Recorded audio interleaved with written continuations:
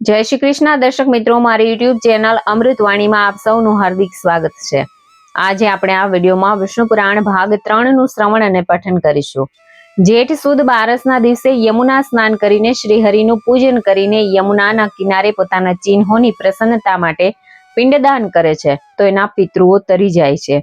એ જ પુણ્યફળ ઘર બેઠા આ વિષ્ણુ પુરાણનો કેવળ એક અધ્યાય રોજ વાંચનાર કે સાંભળનારને મળે છે। એમના સર્વે ભય દૂર થાય છે અને સર્વે દુઃખમાંથી મુક્તિ મળે છે। વિષ્ણુ પુરાણને શુદ્ધ ચિત્તથી સાંભળવા વાળા જીવથી શ્રી વિષ્ણુ પ્રસન્ન થઈ જાય છે અને ફળ સ્વરૂપે તેના બધા મનોરથો પરિપૂર્ણ થઈ જાય છે।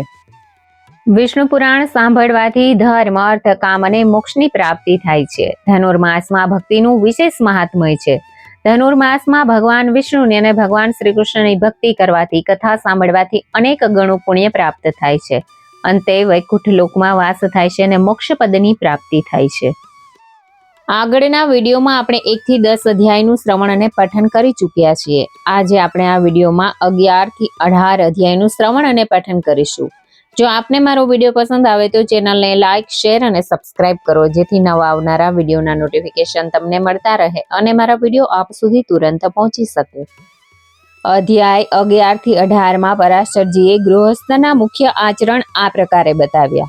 બુદ્ધિશાળી વ્યક્તિનો ધર્મ છે કે સવારે વહેલા ઉઠે અને આળસને ત્યાગે, પછી પગોને પ્રક્ષાલન કરીને, કોગળા કરીને, મોં ધોઈને, સ્નાનાદિથી નિવૃત્ત થઈને દેવો અને પિતૃ તથા ઋષિઓનું તર્પણ કરવું જોઈએ।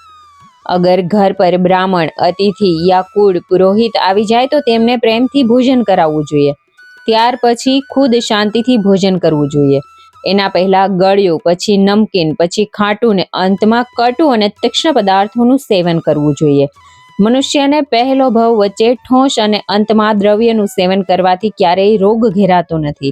તે હંમેશા સ્વસ્થ રહે છે અને પછી ધર્મની અનુરૂપ કાર્ય કરીને પોતાની આજીવિકા માટે ધન અર્જિત કરવાનો ઉપક્રમ કરે।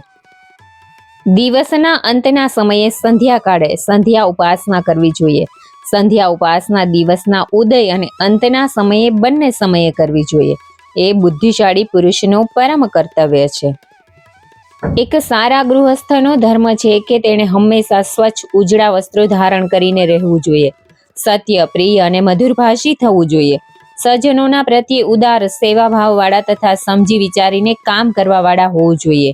નાકને કુરેદવું, બંધ મોંથી ખાંસવું નહીં, જોરથી હસવું નહીં, શબ્દ કરતા કરતા અપાનવાયુ ન છોડવો, નખોને ચાવવા નહીં, મૂછ દાઢીના વાળ ચાવવા નહીં, પૃથ્વી ઉપર લખવું નહીં, ઉદય અને અસ્ત થતા સૂર્યને ન જોવો, રાત્રિમાં 4 રસ્તા પર, ચૈત્ય વૃક્ષ, સ્મશાન અને ઉપવનમાં સૂવું નહીં, સૂતા જાગતા, ઉઠતા, નાહતા, વ્યાયામ કરતા વધારે સમય ન લગાવવો તથા ભોજન, દેવપૂજન, શુભ કાર્ય અને યજ્ઞાદિના સમયે થૂકવું કે છીંકવું નહીં તથા અકાળ વાદળાની ગર્જના, પર્વ તહેવારો, સૂર્ય અને ચંદ્ર ગ્રહણ સમયે અથવા તો કોઈ અશુદ્ધ સ્થિતિમાં અભ્યાસ ન કરવો।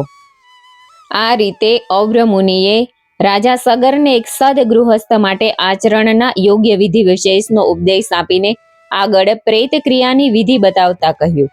પોતાના બંધુ બાંધવોને ઠીક પ્રકારથી સ્નાન કરાવીને, ફૂલમાળાઓથી સુસજ્જિત કરીને ગામની બહાર શબના અંતિમ સંસ્કાર કરી દેવો જોઈએ। એ ધ્યાન રાખવું જોઈએ કે પોતાના કુળનો પુત્ર, પૌત્ર, પ્રપૌત્ર, ભાઈ, ભત્રીજો અથવા સપિંડ સંતાનોમાં પેદા થયેલા પુરુષ જ શ્રદ્ધાદિ કર્મ કરવાનો અધિકારી હોય છે।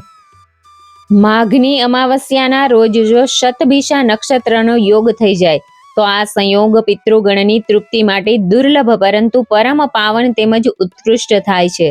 ધર્મિષ્ઠા નક્ષત્રના યોગથી એ સમયે પોતાના કુળવંશી દ્વારા આપવામાં આવેલું તર્પણ 10,000 વર્ષો સુધી પિતૃને તૃપ્ત કરવા વાળું હોય છે। ભાદ્ર નક્ષત્રના યોગથી 1,000 વર્ષ સુધી તૃપ્ત રહીને સૂતા રહે છે। આ રીતે કોઈ પણ તિથિને ગંગા, સતશુ, યમુના, પીપાશા, શર્વતી, ગોમતી વગેરે નક્ષત્રોમાં સ્નાન કરીને આદર તેમજ શ્રદ્ધાપૂર્વક કરવામાં આવેલું તર્પણ પિતૃઓને સુખ તેમજ આનંદ પ્રદાન કરે છે। પિતૃગણ હંમેશા એ જ ઈચ્છા તેમજ કામના કરે છે કે એમના કુળમાં એવું મતિવાન વંશજ ઉત્પન્ન થાય જે ધનથી, લોભથી મુક્ત થઈને અમારા માટે પિંડનું દાન કરે। ઔર મુનિએ બતાવ્યું કે શ્રાદ્ધ કર્મ માટે પવિત્ર બુદ્ધિ તેમજ સુશિક્ષિત વેદજ્ઞ બ્રાહ્મણ હોવો જોઈએ. કોઈ પણ દુષ્કર્મમાં પ્રવૃત્ત વ્યક્તિ, મિત્રધાતી, ચોર અથવા કુમાર્ગી બ્રાહ્મણ આ કર્મ માટે આમંત્રિત ન કરવામાં આવે. એના માટે શ્રદ્ધાથી એક દિવસ પહેલા સુપાત્રને શ્રદ્ધાપૂર્વક આમંત્રિત કરવા જોઈએ. આ જો શ્રાદ્ધના દિવસે કોઈ પણ વગર બોલાવ્યો બ્રાહ્મણ આવી જાય તો એને પણ ભોજન કરાવીને સંતુષ્ટ કરવો જોઈએ. શ્રાદ્ધ કર્મ માટે સૌથી પહેલા પગ ધોવડાવીને કુયાસન પર પાલન કરાવીને અર્ધ્ય દાન કરે. એમની યાજ્ઞા લઈને દેવોનું આહવાન કરે. વિધિપૂર્વક ધૂપદાન કરીને બ્રાહ્મણના નિર્દેશ પર મંત્રોપચાર દ્વારા પિતૃઓનું આહવાન કરે. ત્યાર પછી અગ્નિમાં મિષ્ટાનની આહુતિ આપીને બ્રાહ્મણોને શ્રદ્ધાપૂર્વક ભોજન કરાવે. બ્રાહ્મણોને ભોજન કરાવતી વખતે પોતાના પિતામહ કે પિતૃગણોને બ્રાહ્મણોના શરીરના અવસંસ્થિત માનીને શ્રદ્ધાપૂર્વક એમની તૃપ્તિ કરવી જોઈએ. શ્રાદ્ધ કર્મ કરવાવાળા કર્તા માટે જરૂરી છે કે તે સતોગુણી ભાવ બનાવીને ક્રોધ અને અસહિષ્ણુતા અથવા અસંયમનું આચરણ ન કરે. ગયાજીમાં કરવામાં આવેલું શ્રાદ્ધ કર્મ વધારે પુણ્યદાયી હોય છે અને એવું કરવાવાળા શ્રાદ્ધ કર્મી પોતાના પિતૃને શાંત કરીને પોતાના જન્મને સફળ કરે છે.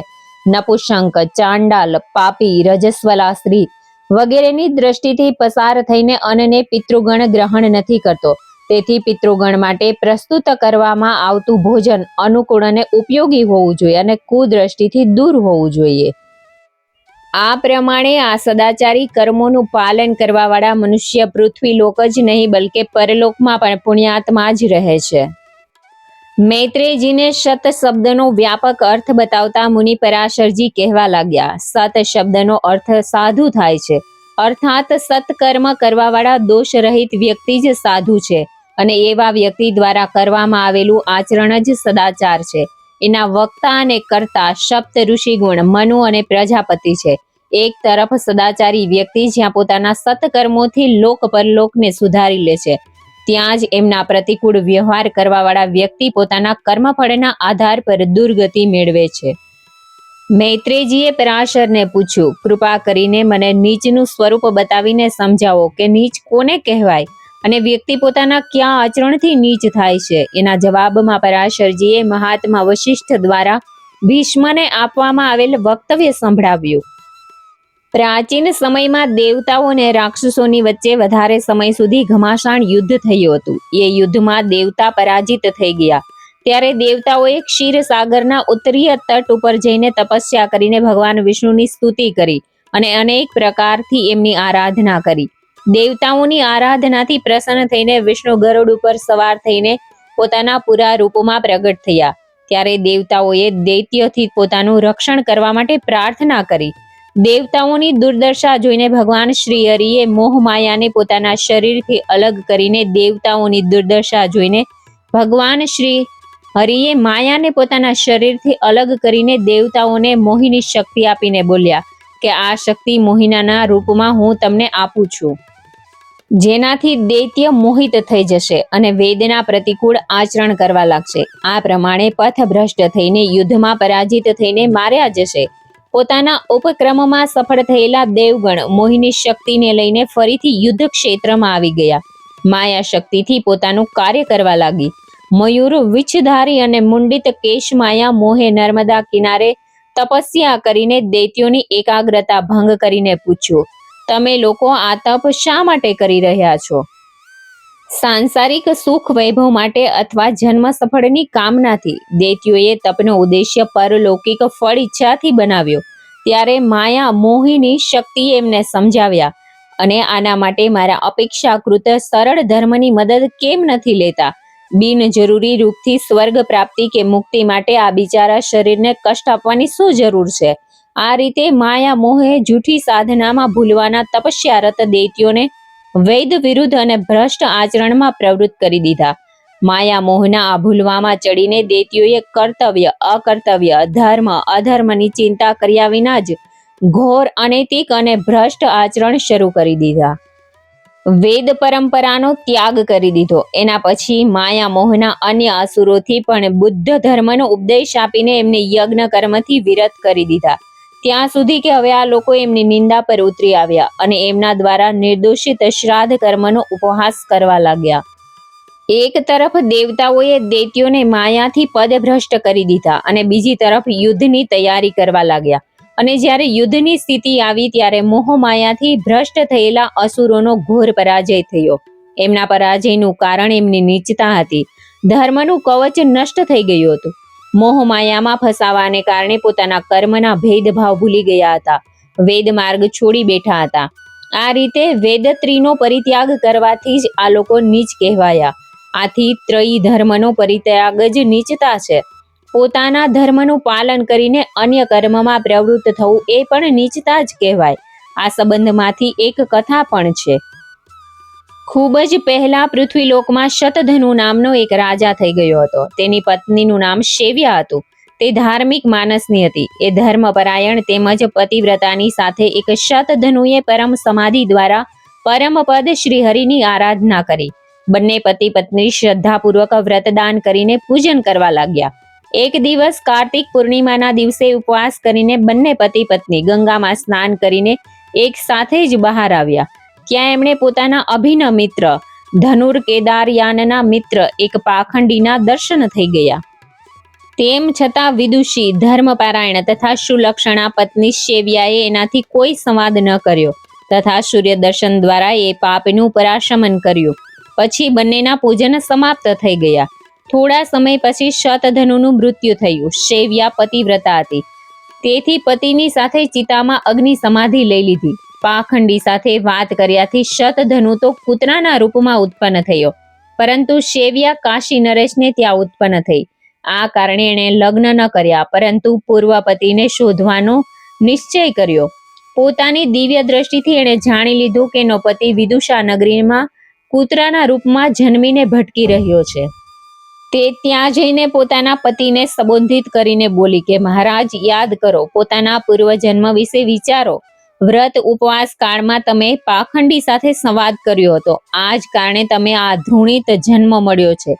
રાજકન્યા પૂર્વજન્મવાળી શેવ્યા રાણીના અનેક વખત સ્મરણ કરાવવામાં આવવાથી કૂતરાની બધી સ્થિતિઓ એમને યાદ આવી ગઈ હતી અને એનાથી ઉદ્વિષ થવાથી પ્રાણ ત્યાગી દીધા. એના પછી રાજાએ શિયાળ, બગલો અને કાગડાની યોનિ પ્રાપ્ત કરી. વિદુષી કન્યાએ પોતાના જ્ઞાન ચક્ષુના બળથી આ બધા તથ્ય જાણી લીધા. પોતાના પતિને એ રૂપોમાં અનેક વખત પ્રબોધિત કર્યા, જેનાથી રાજાએ એક યોનિથી બીજી, બીજીથી ત્રીજીમાં પ્રવેશ કર્યા. અંતમાં અસુર યોનિ મળી. કાશીરાજની કન્યાએ આ જન્મમાં પણ પૂર્વજન્મની યાદ પાવીને તેને પ્રબોધિત કરી. ઘરે જઈને અશ્વમેઘના જળથી એને સ્નાન કરાવ્યું. એનાથી એના બધા જ પાપ શમિત થઈ ગયા.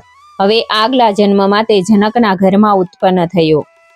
જનકનો પુત્ર યુવાન હોવા પર કાશી નરેશની કન્યાએ પોતાના પિતાથી એમ કહીને સ્વયંવરનું આયોજન કરાવ્યું કે પોતાના પૂર્વજન્મના પતિને ફરીથી પતિના રૂપમાં વરણ કરશે. રાજકન્યાએ એવું જ કર્યું. ત્યાર પછી ઘણા સમય સુધી બંને સાથે રહીને અનેક પ્રકારથી સુખ જીવન વ્યતીત કર્યું. આ પ્રકારે બંને જપ, તપ, દાન વગેરેથી વિષ્ણુની આરાધના, સ્તવન કરીને પરમધામના અધિકારી બન્યા. આ કથા સંભળાવ્યા પછી પરાશરજીએ પાખંડીઓ, દુરાચારીઓ તથા પાપીઓની સાથે ક્ષણભર પણ વ્યતીત થવાથી યાચકને બતાવતા એમનાથી દૂર રહેવાનો જ ઉપદેશ આપ્યો. કોઈ પણ કારણ વિના જટા રાખવાવાળા અથવા મુંડન કરવાવાળા, દેવો, પિતૃઓ તથા અતિથિને શ્રદ્ધાથી ન જોવાવાળા, પિતૃઓ કે પૂજ્યોથી પહેલા ભોજન કરવાવાળા, અપવિત્ર વિરુદ્ધ આચરણ કરવાવાળા વ્યક્તિ નીચ જ કહેવાય છે. આ બધા ઘોર પાતકી નરકમાં ભાગી જાય છે. એમની છાયાથી પણ દૂર રહેવું જોઈએ. એમાં જ કલ્યાણ છે. ઇતિ શ્રી વિષ્ણુ પુરાણે ત્રીજો ભાગ સમાપ્ત. જય શ્રી કૃષ્ણ. જય શ્રી વિષ્ણુ ભગવાન.